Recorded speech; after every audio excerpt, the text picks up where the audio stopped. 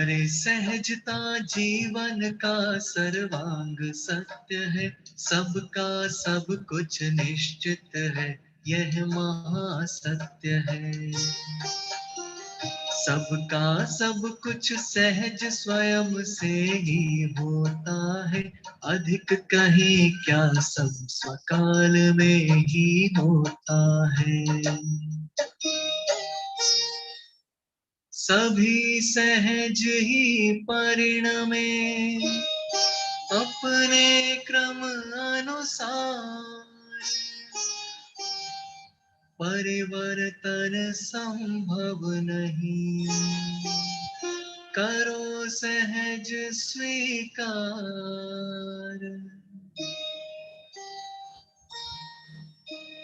करो सहज स्वीकार, चित्त को ना भरमावो, सहज भाव से अपने आत्म में आ जाओ। अपने को तो अपना आत्म परम शरण है, मुक्ति मार्ग में श्रेष्ठ कार्य आत्म अनुभव है।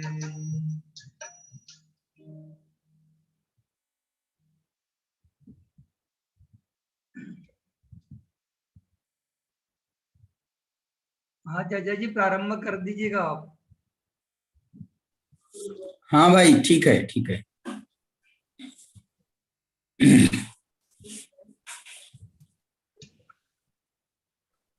नमो अर्हन्ताणं, नमो सिद्धाणं, नमो आयर्याणं, नमो वज्रायाणं, नमो लोये सवसाहूणम्।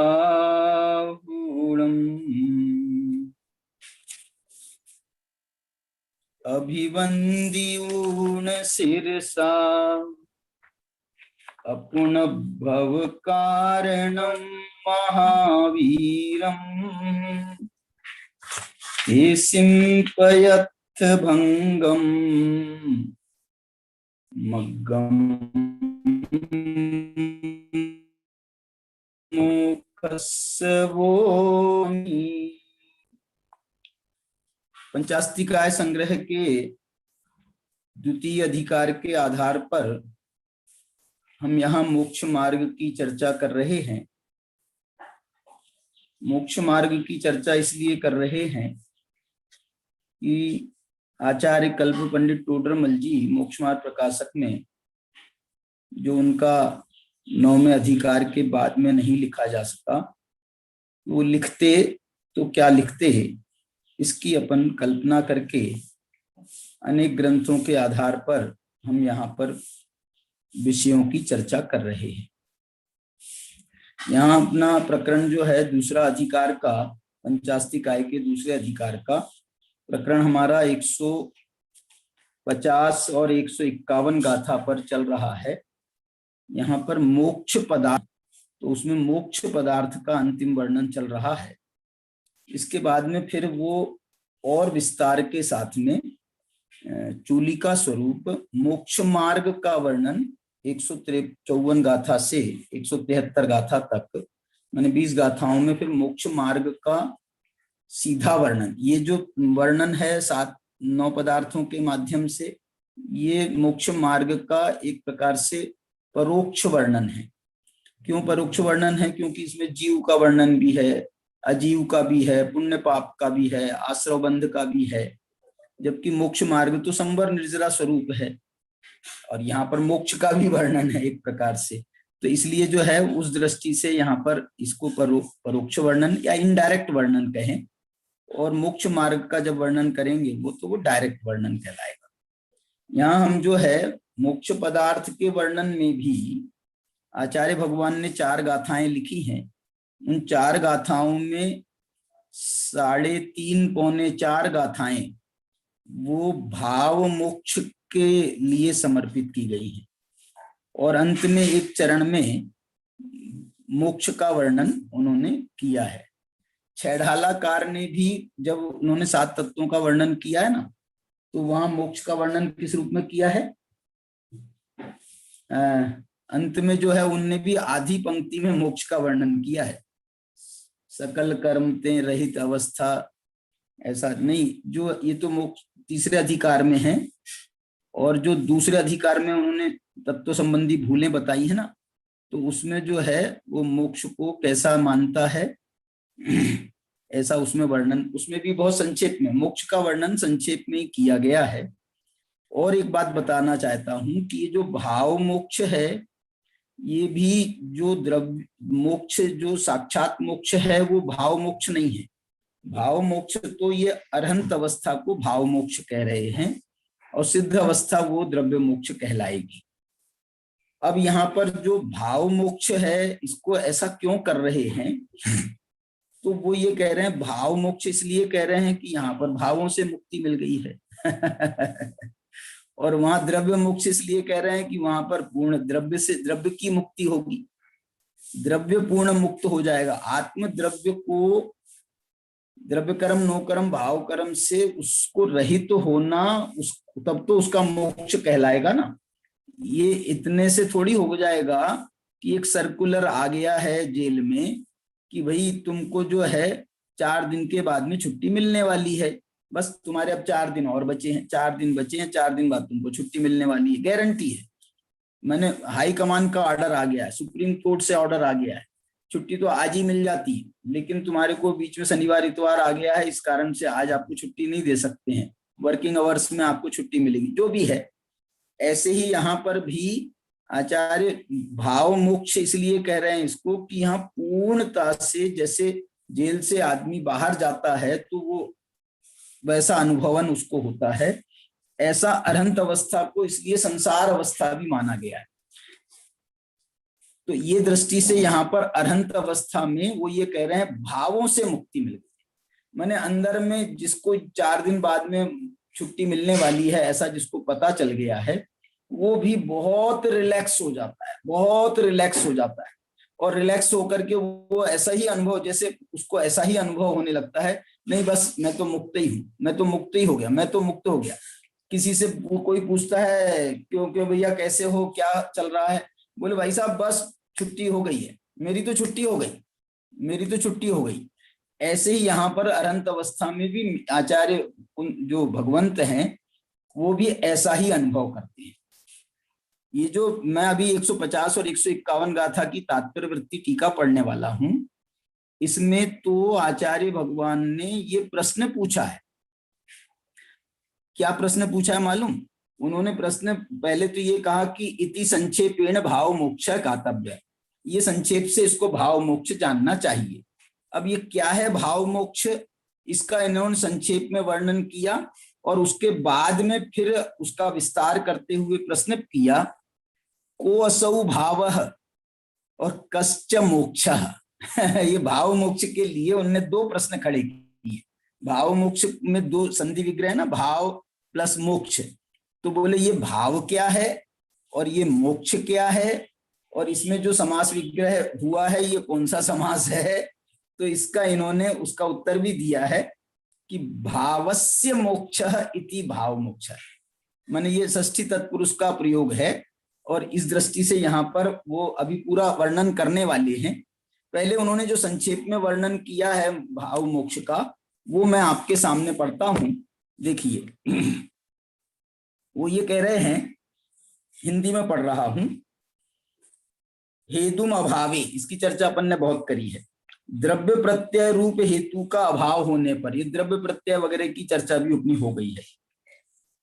द्रव्य प्रत्यय रूप हेतु का अभाव होने पर निश्चय से होता है।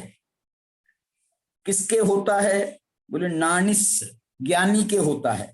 क्या होता है?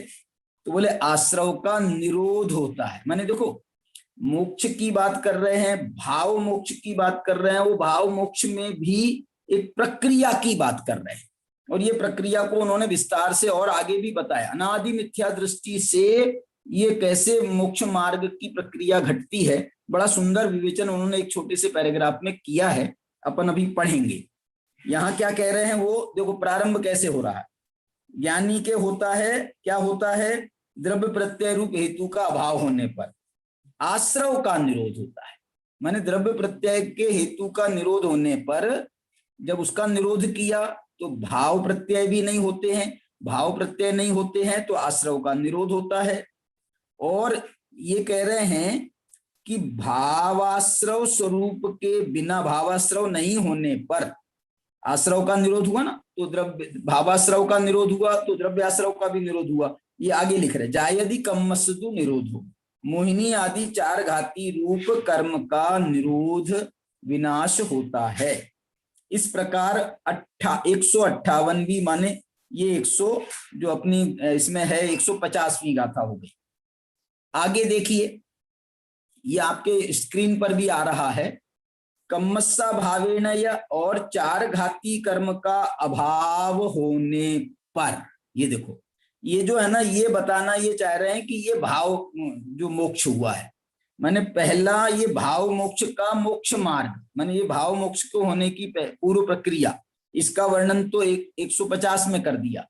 फिर 159 में या जो 158, 60, 59 बोल रहे हैं ये, उसके बाद वाली गाथा में अब भाव मोक्ष को बता रहे हैं। क्या भाव मोक्ष बोल रहे हैं? कम्मस्सा भावेन, कर्म का अभाव होने पर। कौन से कर्मों का अभाव होने पर? मिथ्यात्व का अभाव होने पर, दर्शन मोहिनी का अभाव होने पर। अरे बोले वो तो बहुत पहले ही हो गया, उसके अभाव होने पर तो ज्ञानी हुआ था।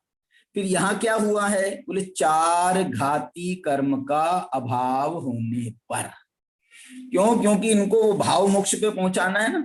तो अच्छा, और उसको जो है भाव मोक्ष में देखना, भावों को प्रधान करके भावों की व्याख्या की जा रही है। देखना, आप देखना, इसको भाव मोक्ष इसलिए कहा है कि इसमें उन परमात्मा के अनंत चतुष्टय प्रकट होता है। ये जो अनंत चतुष्टय है ये कैसे है, ये क्या है? अनंत चतुष्टय ये जीव के भाव हैं, सर्वोत्कृष्ट भाव हैं। ये चार भाव तो ऐसे सर्वोत्कृष्ट भाव हैं कि हो गए हैं यहाँ पैदा, माने संसार में पैदा हो गए अनंत अवस्था में, और रहेंगे मोक्ष अवस्था में भी। ये अनंत दर्शन, अनंत ज्ञान, अनंत सुख, अनंत वीर्य, ये कोई इनका अभाव नहीं हो जाएगा। ये अब अनंत बन के जब सिद्ध बनेंगे तो ये गुण नष्ट नहीं हो जाएंगे, ये गुण उनके सिद्धालय में भी साथ में जाएंगे। और एक चीज ऐसी होती है जो चौथे गुण स्थान में भी पैदा हो जाती है, चौथे, पांचवें, छठे, सातवें, ऐसे चार गुण स्थान माने गए हैं उसके। उसका नाम है छायिक सम्यक, आगे चर्चा आएगी इसमें। वो छायिक सम्यक तो भी आगे कायम रहता है, कायम रहता है, कायम रहता है, केवल ज्ञान होने पर भी कायम रहता है। और सिद्ध भगवान बनते हैं सिद्धालय में भी, वो छायिक सम्यक तो भी जो चौथे गुण स्थान वाला, वो वहां तक जाता है। इसलिए जो छायिक सम्यक तो है ना, इसका भी एक संज्ञा मोक्ष पदार्थ है। क्यों? क्योंकि ये मोक्ष पदार्थ का अनुगामी है। जैसे यहाँ पर ये केवल ज्ञान को भाव मोक्ष कह दिया, तो उस अपेक्षा से इसको भी जो है छायिक सम्यक्त्व को भी हम दृष्टि मोक्ष कहते हैं। इसको सम्यक्त्व का मोक्ष हो गया, सम्यक्त्व का कार्य पूरा हो गया, है ना, श्रद्धा गुण का कार्य पूरा हो गया। इस दृष्टि से ये जो है उसको भी मोक्ष कहा जाता है। चलिए यहाँ देखो, चार घाती कर्म का अभाव होने पर भाव को बता रहे हैं। क्या होता है? देखो, ये सर्वज्ञता प्रकट होती है भाव। सर्वलोकदर्शी, सर्वलोकदर्शी होते हुए, माने सर्वलोकदर्शी हुए माने सारे लोकालोक के दृष्टा, माने अनंत दर्शन। और क्या करते हैं? ऐसा होते हुए वे क्या करते हैं? बोले सुख प्राप्त करते हैं। क्या प्राप्त करते हैं? तो सुख प्राप्त करते हैं। ऐसी इनकी ये जो शैली है ना, इस टीका की शैली का नाम है खंडान्वय शैली। टुकड़े टुकड़े करके छोटे छोटे से बिंदुओं के प्रश्न बनाते हैं, उन प्रश्नों को बना करके उनका उत्तर देते हैं। क्या प्राप्त करते हैं? सुख प्राप्त करते हैं। किस विशेषता वाला सुख प्राप्त करते हैं? तो कह रहे इंद्रिय रहितम, अव्याबाहम, अनंतम, अतीन्द्रिय, अव्याबाध और अनंत सुख को प्राप्त करते हैं। इस प्रकार संक्षेप से भाव मोक्ष जानना चाहिए। संक्षेप से भाव मोक्ष समझाया है।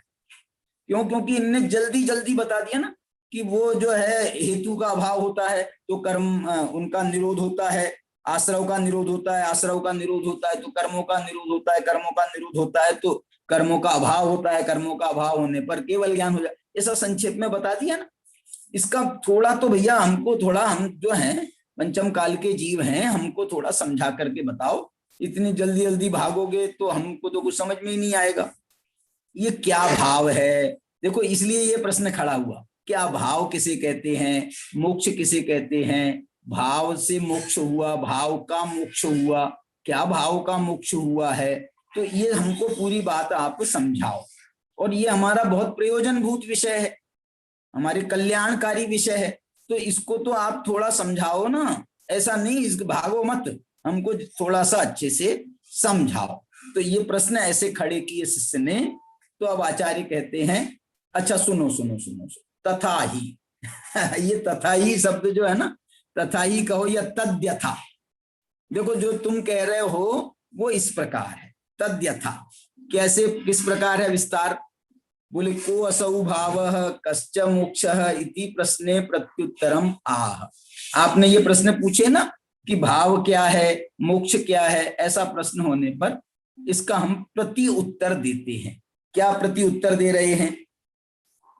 यहां अब ये देखो नीचे, ये बीच वाले पैराग्राफ में, वह इस प्रकार वाले पैराग्राफ में, यहां विवक्षित कर्माव्रत संसारी जीव का छायोपशमिक ज्ञान विकल्प रूप तो भाव है। देखो क्या कह रहे, विकल्प रूप तो ये भाव है। क्या बात है! और कैसा समझा रहे, भाव किसे कह रहे हैं? भाव देखो, मैं अभी आपको कहा अनंत चतुष्टय भी भाव है, लेकिन यहाँ तो भाव मोक्ष की बात करना है ना, तो भाव मोक्ष में भाव की मुक्ति होना चाहिए। तो क्या केवल ज्ञान की मुक्ति होगी? केवल ज्ञान की मुक्ति नहीं होगी। इसलिए यहां जब यदि हम केवल ज्ञान को भाव मोक्ष कहेंगे ना, तो इसका जो समास विग्रह है वो बदल जाएगा। वो समास विग्रह क्या हो जाएगा? केवल ज्ञान की मुक्ति नहीं, केवल ज्ञान का मोक्ष नहीं, केवल ज्ञान से मोक्ष नहीं, केवल ज्ञान रूप मोक्ष, कर्मधारय समास बनेगा ये। तो ये जो है ना केवल ज्ञान रूप मोक्ष कहलाएगा। तो ये जो इसलिए जो है इसका विग्रह बहुत जरूरी होता है, नहीं तो कुछ का कुछ कर देंगे हम, केवल ज्ञान से मोक्ष कर देंगे, केवल ज्ञान का मोक्ष कर देंगे, केवल ज्ञान का मोक्ष नहीं करना। इसलिए यहाँ पर समझा रहे, देखो भाव किसे कहा गया यहाँ विवक्षित। देखो ये विवक्षित शब्द बड़ा महत्वपूर्ण होता है। विवक्षित का मतलब है यहाँ जिसकी विवक्षा चल रही है उसकी अपेक्षा से बात कर रहे हैं, और दूसरी जगह क्या विवक्षा होगी वो दूसरी जगह की विवक्षा को दूसरी जगह समझेंगे। यहाँ पर जो विवक्षित है, यहाँ विवक्षित कर्माव्रत संसारी जीव, जो कर्म से आवरित है, जो कर्म से बंधा हुआ है, जो कर्मों के समूह में अभी उपस्थित है। और ये कौन जीव है? ये हम सब जीवों की बात है, संसारी जीव। अनादि मिथ्या दृष्टि को ले सकते हैं, निगोदिया जीव को ले सकते हैं, सभी जीवों को ले सकते हैं इसमें। और कहां तक के जीवों को लिया गया है मालूम? इसमें 12वें गुण, पहले गुण स्थान से 12वें गुण स्थान तक के जीवों का समावेश किया है। इन सब को कहा है कर्माव्रत संसारी जीव। क्यों कहा है मालूम? अब उसका आगे लिखा उन्होंने, क्योंकि इनके छायोपशमिक ज्ञान विकल्प रूप भाव होता है। माने इनके छायोपशमिक ज्ञान है, और छायोपशमिक ज्ञान जो है ना, ये छायोपशमिक ज्ञान एक प्रकार से विकल्प पैदा करता है, विकल्पोत्पादक है। छायोपशमिक ज्ञान जो है ना, अधूरा ज्ञान होता है ना, जब अधूरा ज्ञान होता है तो हमको बहुत प्रश्न खड़े होते हैं, बहुत प्रश्न खड़े होते हैं, ये हो जाएगा, ये हो जाएगा, ये हो जाएगा, फिर ऐसा होगा, ये तो हमको समझ में नहीं आया। क्यों? क्योंकि अधूरा ज्ञान है ना। ये छायोपशमिक ज्ञान अधूरे ज्ञान का नाम है। इसमें जो है बहुत प्रश्न खड़े होते हैं, बहुत प्रश्न खड़े होते हैं, जिनका जवाब जो है केवली भगवान के पास में होता है, और केवली भगवान समझाते भी हैं। और छायोपशम ज्ञान अल्प ज्ञान होने से हमें समझ में नहीं आता है, तो भगवान ये भी जवाब देते हैं कि भैया तुमको जब केवल ज्ञान हो जाएगा ना तो तुम जान लेना कि अब तुम जो है निकट हो केवल ज्ञान के, अब तुम क्यों सब प्रश्नों के समाधान यही चाहते हो, अभी थोड़ी सा इंतजार कर लो ना, केवल ज्ञान हो जान दो ना, तो फिर जो है पूछने की जरूरत नहीं पड़ेगी तुम्हारे को, तुम स्वयं ही प्रश्न करता रहोगे, स्वयं ही तुमको जवाब मिल जाएगा। ये तो एक बात हो गई। अब देखना, ये चयोपसमिक ज्ञान को विकल्प रूप कह रहे। एक बात और मैं आपको बताना चाहता हूं, देखो सामान्य से आत्मा के दो गुण माने जाते हैं, प्रतिनिधि गुण, दर्शन और ज्ञान। इन दर्शन और ज्ञान गुणों में जब इनका बंटवारा किया जाता है, इनका स्वरूप बताया जाता है, तो ये कहा जाता है कि जो दर्शन होता है वो तो निर्विकल्पकम दर्शनम, निर्विकल्प होता है, और ज्ञान सविकल्प होता है।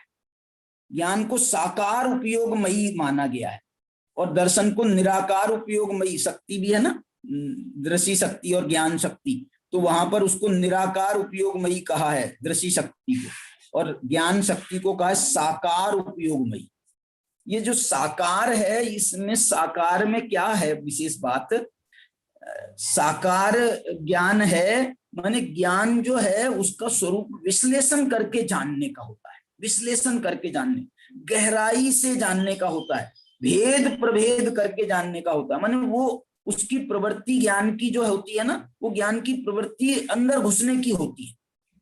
और दर्शन की प्रवृत्ति कैसी होती है मालूम दर्शन की प्रवृत्ति जो है वो बस देख करके अपने आप को संतुष्ट कर लेता है, बस देख लिया उसने, दैट्स ऑल, उसको कोई विकल्प नहीं करता, बस देख लिया। केवल दर्शन भी पूरे लोकालोक को देख लेता है, लेकिन कोई विकल्प पैदा नहीं करता है क्योंकि दर्शन है।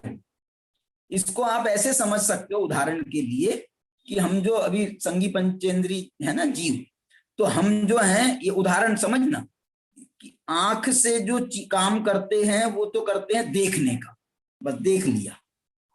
इंद्रियां सब ऐसे ही हैं। कान से क्या काम करते हैं, बस सुनने का, सुन लिया। नाक से सूंघने का, जीभ से बोलने का अथवा चखने का, अथवा इसमें जो है तुम्हारा स्पर्शन इंद्री से स्पर्श का, माने ये सब जो है ना, ये बहुत स्थूल है। अब जो है बस इतना काम होने के बाद में आंख से देखने का मात्र का काम कर लिया, मेरे को अभी दर्शन ज्ञान को समझाना है। फिर जो हमारा पास में संगी पंचेंद्री है, हमारे पास में मन है, फिर हमारा जो मन है ना, वो मन जो है वो देखने तक ही संतुष्ट नहीं होता है, फिर हमारा मन उसको उसके गहराई में जाने के लिए प्रवृत्त होने लगता है कि भैया हमने जिनको देखा है, जैसे हम भगवान का दर्शन करने गए मंदिर में, हमने भगवान के दर्शन किए, तो दर्शन करने के बाद में जो आंख को तो तृप्ति मिल जाती है देखने से, लेकिन मन को तृप्ति नहीं मिलती है। मन कहता है कि ये जिनको हम देख रहे हैं, ये इनका स्वरूप क्या है, ये कौन है। देखना तो हमको ये भी नहीं बताता है, देखने से तो हमको ये भी पता नहीं चलता है कि ये इनका नाम क्या है। तो हम जो है मन, ये प्रवृत्त, मन की में ये शंका उत्पन्न होती है कि हम किस भगवान को नमस्कार कर रहे हैं। तो फिर जो है वो मन के निमित्त से फिर आंख दूसरी बार प्रवृत्त होती है, मालूम। पहली बार आंख ने तो मूर्ति देखी, उसको कोई तकलीफ नहीं हुई, मन ने कहा नहीं, ए आंख जरा ये देख करके बता कि ये कौन से भगवान की मूर्ति है। तो फिर आंख को मन ऑर्डर देता है, फिर मन, आंख जो है फिर उसके, हम चरणों में जाते हैं, चरणों के नीचे जो चिन्ह बना होता है, चिन्ह को देखते हैं, चिन्ह को देख करके देखा शेर का चिन्ह है, संतुष्ट। तो वो जो है ना, वो ये नहीं कहता है आंख कि ये शेर का चिन्ह है इसलिए ये महावीर का है, आंख का ये काम नहीं है। आंख ने फिर मन को बताया कि भैया ये शेर का चिन्ह है, तो मन ने जो है कैलकुलेशन लगाया, और कैलकुलेशन लगा करके हिसाब किया, अरे शेर का चिन्ह है तो ये महावीर भगवान की प्रतिमा है। अब जो है ना मन, अब उसको आंख से कोई काम नहीं है, आंख का काम खत्म हो गया। अब मन विचार कर रहा है, ओहो महावीर भगवान, कौन से महावीर भगवान, ये तो मेरे 24वें तीर्थंकर है, अंतिम शासन नायक हैं, इनका तो अभी शासन चल रहा है। कैसे हैं महावीर भगवान, सर्वज्ञ हैं, वीतरागी हैं, हितोपदेशी हैं, कैसे हैं महावीर भगवान, उनके माता पिता का ये नाम था, उनका ऐसा जन्म कल्याणक हुआ था, इनने ये गर्भ में आए थे, इस प्रकार इनका फिर जन्म कल्याणक हुआ था, देवता उतर के आए थे। माने ये सारी घटनाएं और सारा जो विचार है ये चल रहा है मन में। ये मन जो है ना, मन भी ज्ञान का ही एक वो है, क्या बोलना चाहिए, प्रकार। मन भी जो है ज्ञान का ही एक प्रकार है। और मति ज्ञान के जो हम भेद बताते हैं ना, 336 भेद, उसमें मन संबंधी भी मति ज्ञान के बहुत सारे भेद बन जाते हैं। मन संबंधी भी भेद उसके करीब करीब जो है ना 1/6, माने 336 भेद है ना, तो उसका 1/6वां भाग मन का है। लगभग मेरे अंदाज से 60 बनते हैं मन संबंधी। कितने बनते हैं? 60। हाँ 60 बनते हैं, 60। तो ये जो है ना, तो ये मन जो है ये बड़ा काम, मन सारा काम मन का है। ये इंद्रियां जो हैं तत्व विचार के क्षेत्र में इंद्रियां फालतू हैं, इंद्रियों का कोई रोल नहीं है। बस इंद्रियां का रोल हम इसलिए एहसान मान सकते हैं कि भैया हमको शास्त्र पढ़ना है तो हमको जो है चक्षु इंद्री काम करेगी, भैया हमको भगवान की वाणी सुनना है तो ये कर्ण इंद्री काम करेंगे। लेकिन उसके बाद में जो सम्यक्त्व का है और पूरा आगे का पूरा जो कार्य है वो सब कार्य मन से होता है। माने मन हमको तत्व विचार में प्रवृत्त कराता है, तत्व विचार का कार्य मन का है। इसलिए जो है ये इंद्रियां तो बहुत पहले छूट जाती हैं, इंद्रियां बहुत पहले छूट जाती हैं। चलिए मैं समझा रहा था आपको विकल्प रूप। और ये मालूम है मन कब तक के रहता है? ये क्षयोपशमिक ज्ञान तक मन रहता है।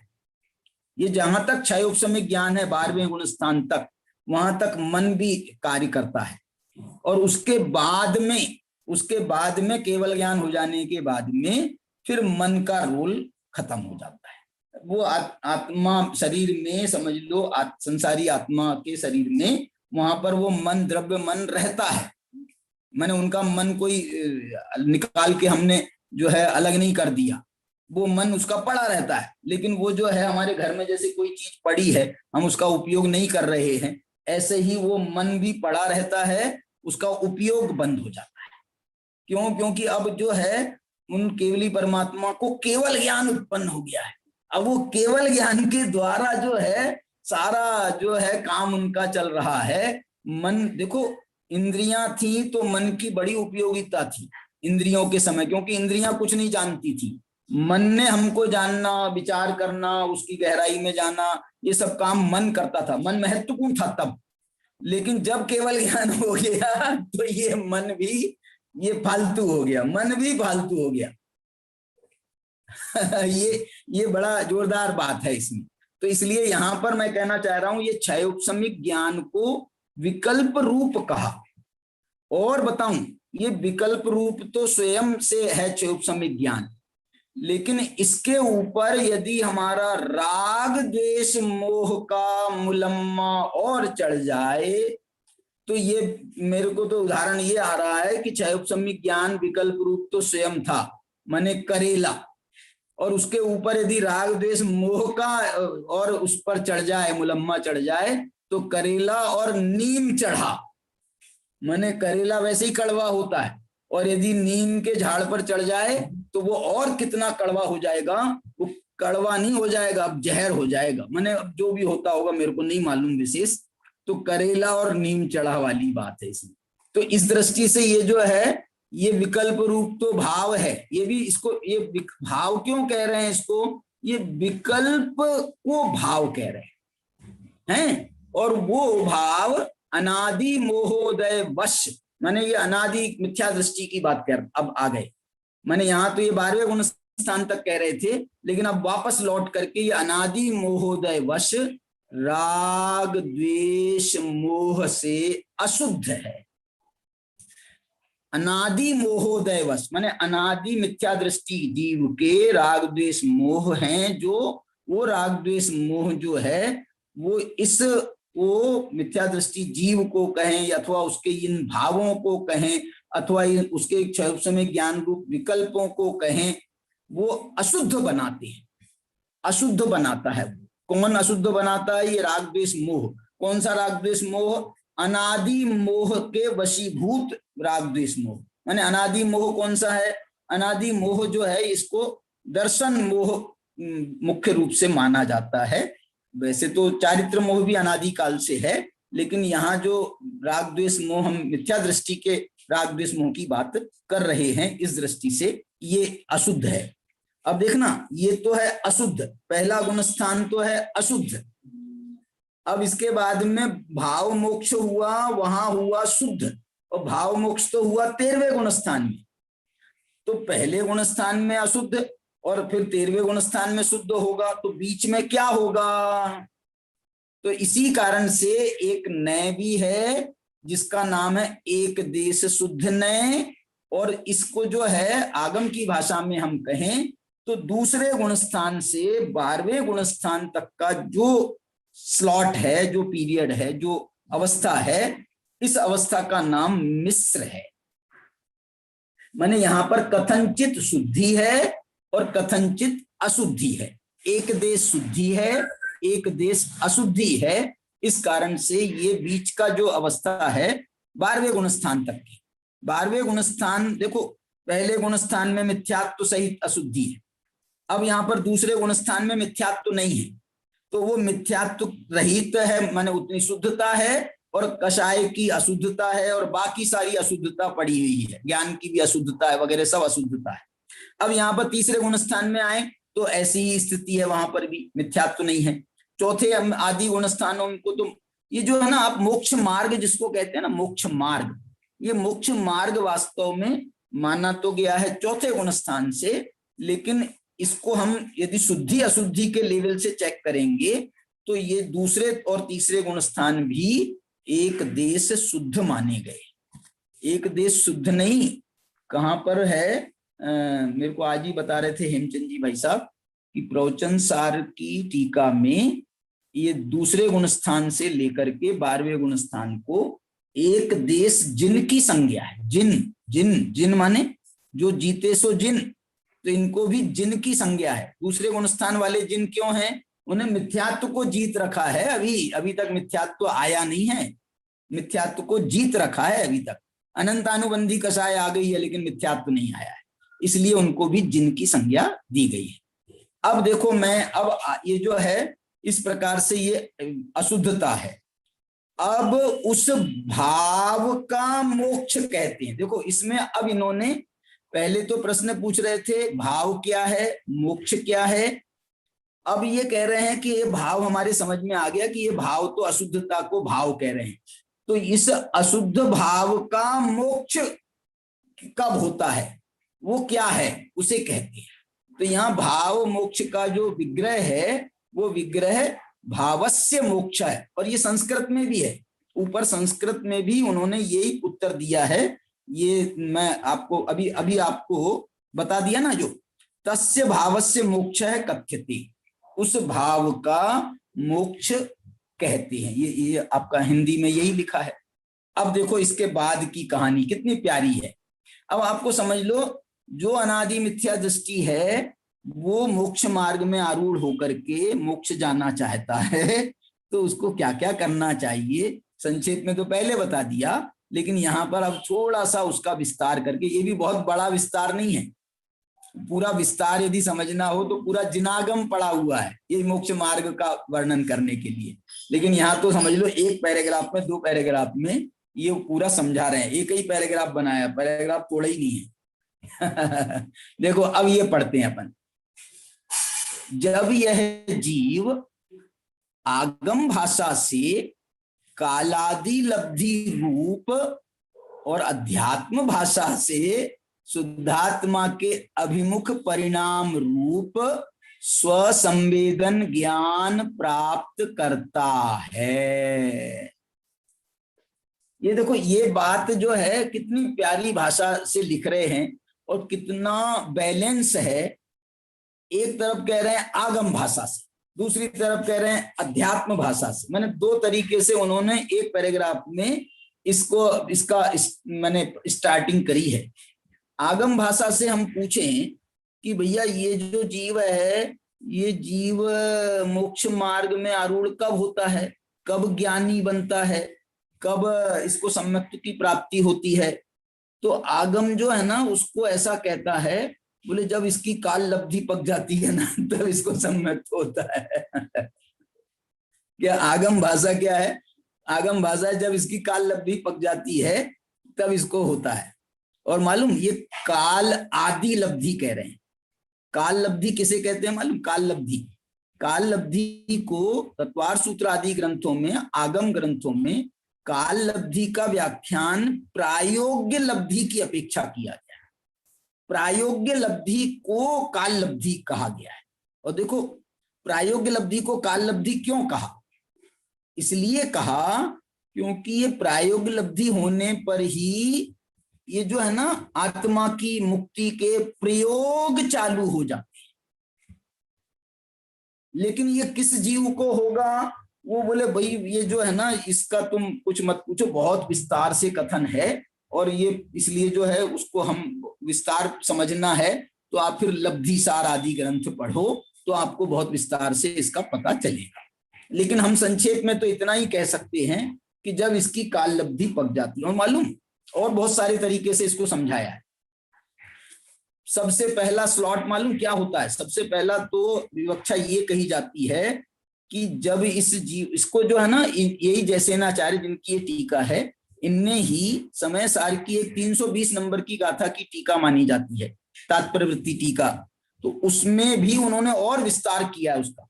उन्होंने वहां ये लिखा है कि वहां नहीं है शायद ये शब्द नहीं है, लेकिन वहां भी ये काल लब्धि शब्द का प्रयोग किया है।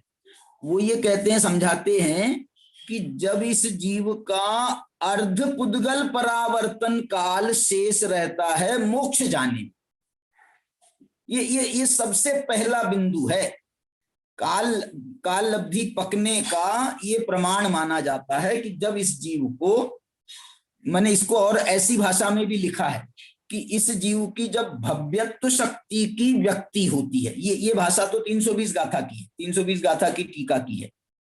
भव्यत्व शक्ति की व्यक्ति होती है, माने हम जो है ना भव्य तो हैं, लेकिन जब तक हम उसका प्रयोग नहीं करेंगे तब तक के हम जो है ना भव्यत्व शक्ति की व्यक्ति नहीं कहलाएंगे।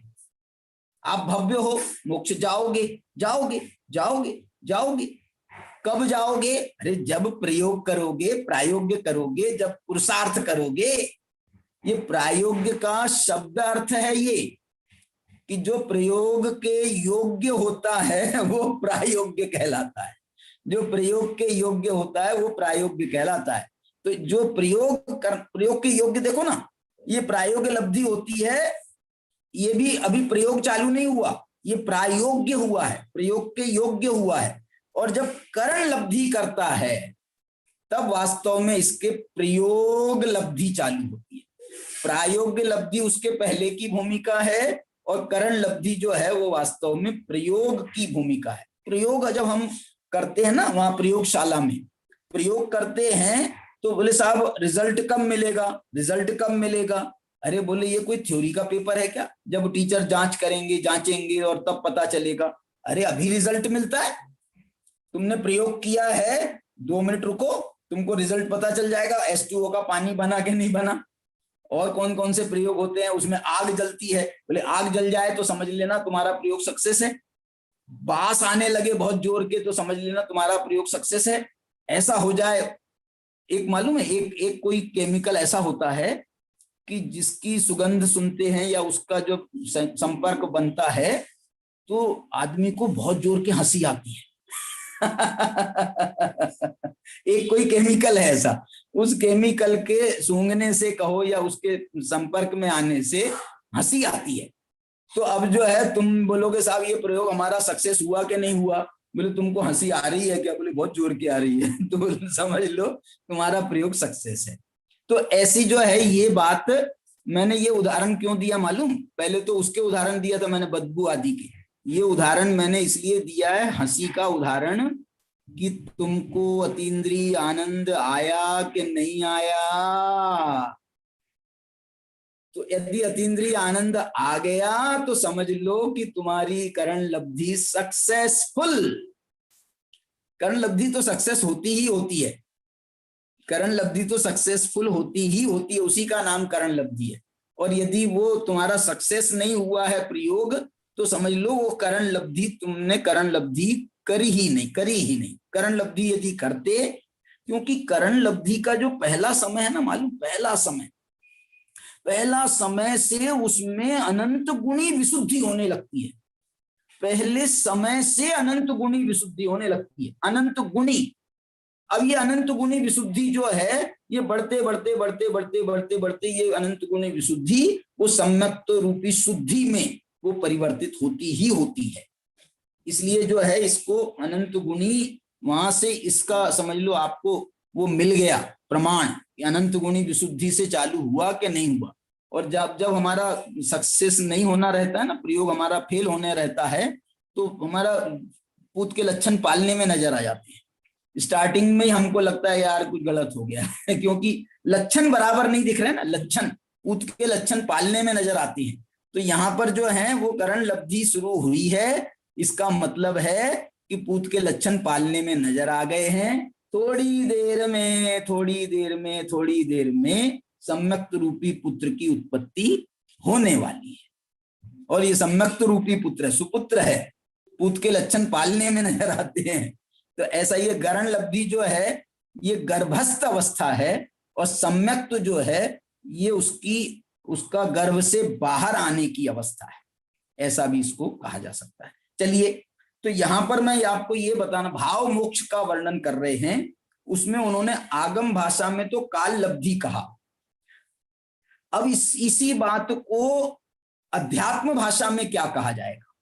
तो अध्यात्म भाषा में इस बात को ये लिख रहे हैं आचार्य जैसे आचार्य, अध्यात्म भाषा से शुद्धात्मा के, ये देखो दूसरी पहली पंक्ति का ही आखिरी शब्द, अध्यात्म भाषा से शुद्धात्मा के अभिमुख परिणाम रूप स्वसंवेदन ज्ञान प्राप्त करता है।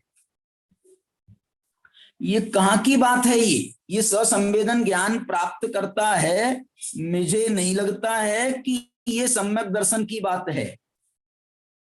ये जो है ना अभी करण लब्धि की ही बात है, और बल्कि उसके पहले से भी विकल्पात्मक दशा में सविकल्प इसको लिए जो है ना, इन्होंने ही यही जैसे आचार्य ने 80 नंबर की प्रवचन सार की गाथा में उन्होंने सविकल्प स्वसंवेदन शब्द दिया है। अभी इसमें भी सविकल्प शब्द तो पहले आ गया, विकल्प शब्द तो पहले आ चुका है।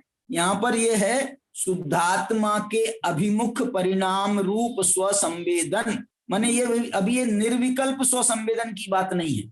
निर्विकल्प स्वसंवेदन तो सम्यक्त होने के बाद कहा जाएगा, उसके पहले अभी विचारात्मक भूमिका है ना, तत्व विचार कर रहा है, ध्यान कर रहा है, उसमें उग्रता से उसमें जो है वो अपना प्रोसेस में चल रहा है, इसलिए इसको सविकल्प कहा गया है। रिजल्ट जब मिलता है ना, रिजल्ट तो निर्विकल्पता का होता है, रिजल्ट निर्विकल्प होता है। भाई जब आप प्रयोगशाला में प्रयोग कर रहे हो तो आप एक एक समय सचेत हो, और क्या होगा और ऐसा मतलब आपका वो पूरा ध्यान लगा रहता है। और जब आपको वो उसका रिजल्ट मिल जाता है तो आप रिलैक्स होते हो। तो सम्यक दर्शन तो उस रिलैक्सेशन अवस्था का नाम, सम्यक दर्शन उस रिलैक्सेशन अवस्था का नाम है। सम्यक दर्शन जो है सम्यक दर्शन में पुरुषार्थ नहीं है, सम्यक दर्शन के लिए पहले पुरुषार्थ है, और पुरुषार्थ के लिए ये करण लब्धियां कही गई।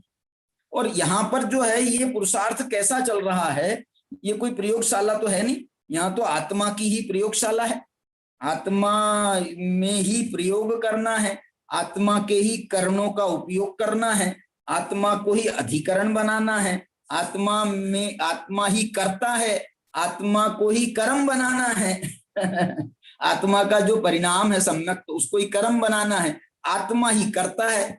तो ये दृष्टि से हम देखें तो ये जो है ना, ये इतना, इसको भी आचार्य भगवान, मैं ये कहना चाह रहा हूं, इसको इन्होंने शुद्धोपयोग शब्द से तो बचे हैं।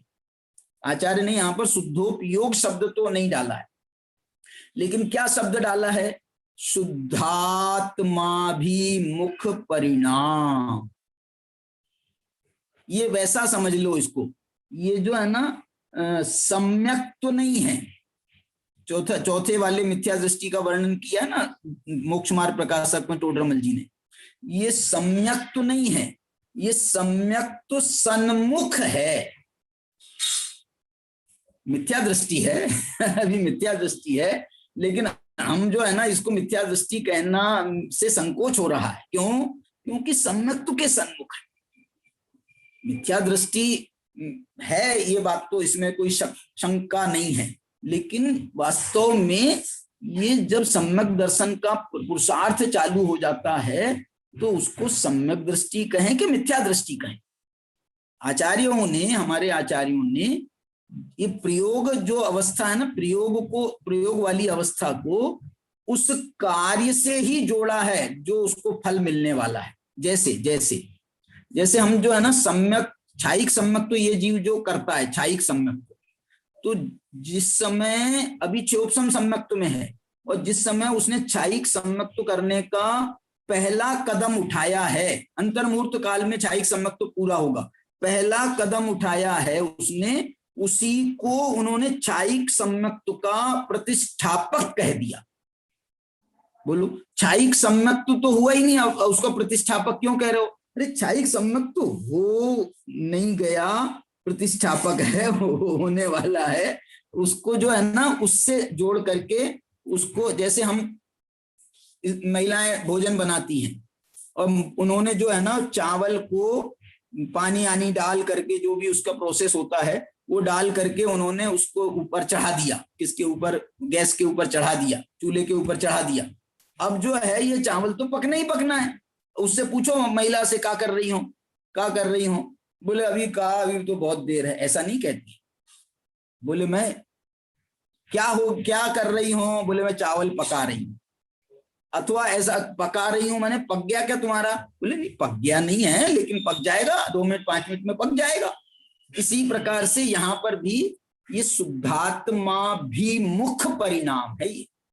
और ये छायिक सम्यक्त के लिए ही बात नहीं, छायिक चारित्र के लिए भी यही बात है। छायिक चारित्र का एक्चुअल क्षीण मोह गुण स्थान है 12वां, लेकिन उसको जो छपक श्रेणी में आरोहण कर देता है, छपक श्रेणी में, उसका भी छायिक भाव माना गया है। छपक श्रेणी वाले को भी छायिक भाव के अंतर्गत डाला है। अभी उसका क्षोभसम चल रहा है, उसको क्षोभसम भाव नहीं कह रहे, लेकिन हम बहुत गहराई में एवं भूत नय से विचार करोगे, बड़ी सूक्ष्मता से विचार करोगे तो अभी क्या स्थिति है, तो अभी तो क्षोभसम ही कहा जाएगा। लेकिन क्षोभसम चारित्र नहीं माना है। क्षोभसम चारित्र के 2 गुण स्थान माने गए, सिर्फ 6वां और 7वां।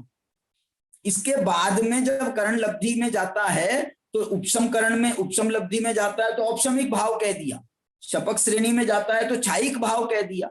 तो आप कैसे कह सकते हो? भाई आगम की विवक्षाएं हैं ये।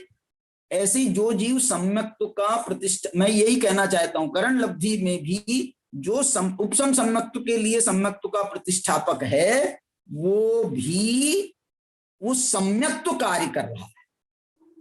उसको मिथ्या दृष्टि कह करके उसको जो है ना उसके इंटेंशन को जो है आप गलत रीड कर रहे हो।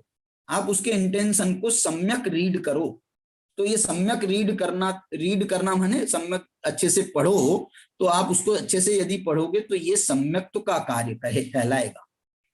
इसलिए इसको जो है हम उसमें अटके रहते हैं कि भाई उसका अभी मिथ्यात्व का उदय चल रहा है और वो मिथ्यात्व भाव भी चल रहा है।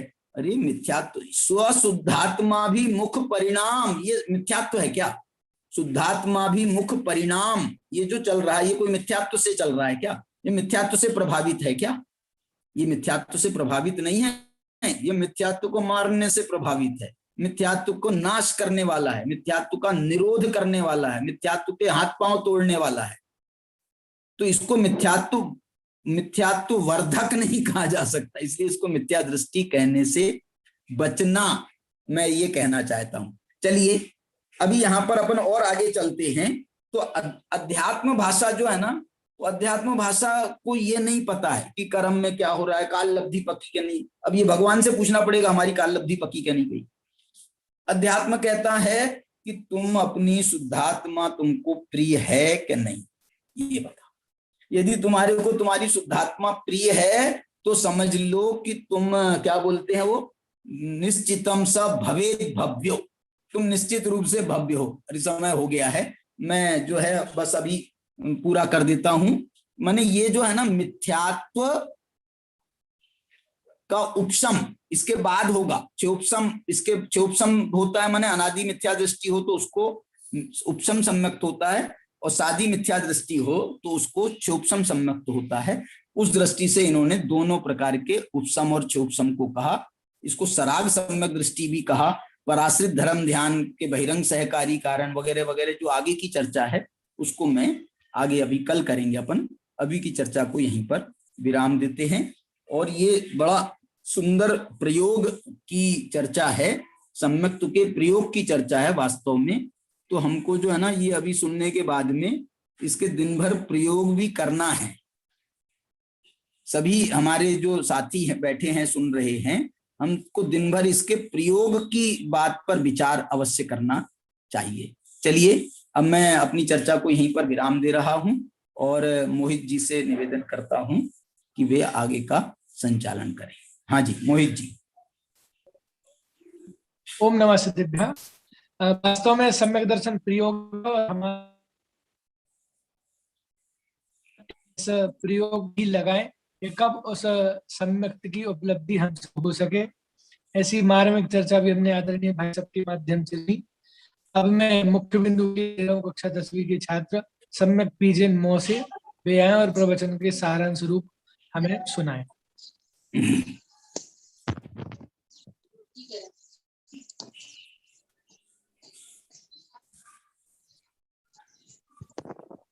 सभी लोग अपने वीडियो खोल ले वे। जिनकी काल अवधि समय का अनम्यूट कर लीजिए। हमारा वीडियो को खोलो वीडियो। तुम्हारी काल अवधि पक गई है। अच्छा ठीक है। हाँ बताओ। बोले काल अवधि पक गई है, कैसे पता पड़ेगा? वो जो सुन रहे हैं उनकी काल अवधि तो पक गई 100%। जो जिन्वानी सुन रहे हैं हाँ उनमें तो कोई डाउट ही नहीं है। ये सोचना भी नहीं कि हमारी काल अवधि पकेगी नहीं पकेगी। हम सुन रहे हैं हमारी 100% पक गई, समझ लेना। अब ये बच्चे से प्रश्न पूछा है मोहित ने, उसको जवाब तो देने दो। जयनंद पंडित जी, आज हमने पंडित राकेश जी शास्त्री द्वारा प्रवचन सुने, उसमें से मैंने कुछ मुख्य बिंदु निकाले हैं। पहला है अरहंत अवस्था को भाव मोक्ष कहते हैं और सिद्ध अवस्था को द्रव्य मोक्ष कहते हैं। वाह। दूसरा है ज्ञानी के द्रव्य प्रत्येक का निरोध होने पर द्रव्य आश्रय का निरोध हो जाता है। तीसरा है कर्म का अभाव होने पर अर्थात चार घाती कर्मों का अभाव होता है। चौथा अनंत चतुष्ट जीव के भाव हैं। पांचवा सहायक सम्यक सिद्धालय तक जाता है। वाह वाह। छठवा है चार घाती कर्मों का अभाव होने पर सर्वज्ञ और सर्वलोकदर्शी होते हैं। वाह। सातवां भाव क्या है? विविक्षित कर्म व्रत संसारी जीव का समय ज्ञान विकल्प रूप तो भाव है। आठवां मोक्ष क्या है? वह अनादि मोहादिक बस राग देश मोह से अशुद्ध है, उसे भाव का मोक्ष कहते हैं।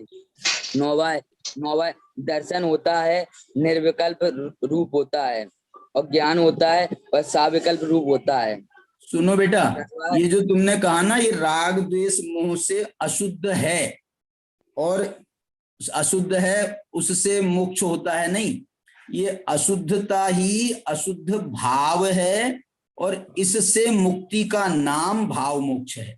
मतलब ये अशुद्धता तक तो आपको भाव में ले जाना है, ये भाव है। और विकल्प और ये अशुद्धता मिला करके भाव है, और उस भाव का मोक्ष, उसका नाम भाव मोक्ष है। ठीक है, हाँ आगे बताओ।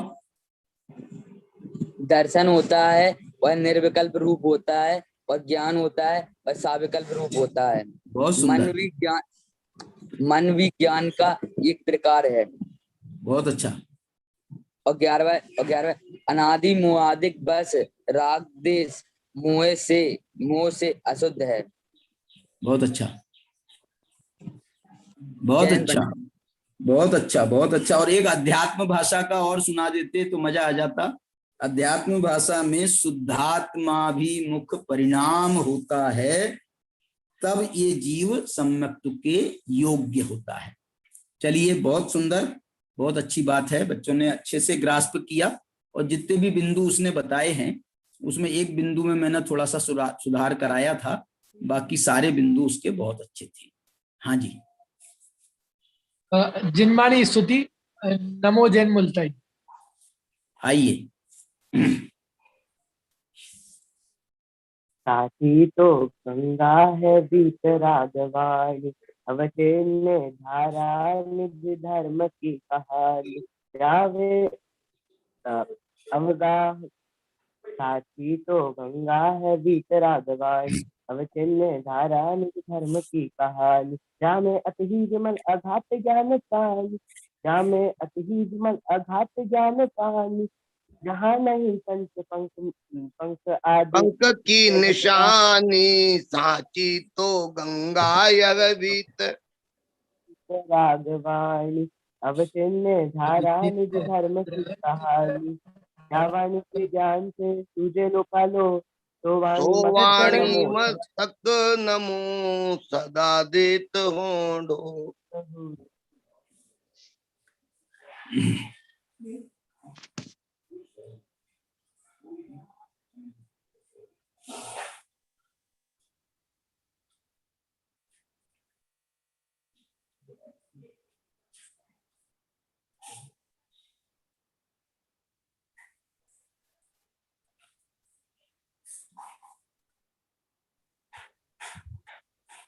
जय बोलो द्वादशांग रूपी जिनवानी माता की जय। जय।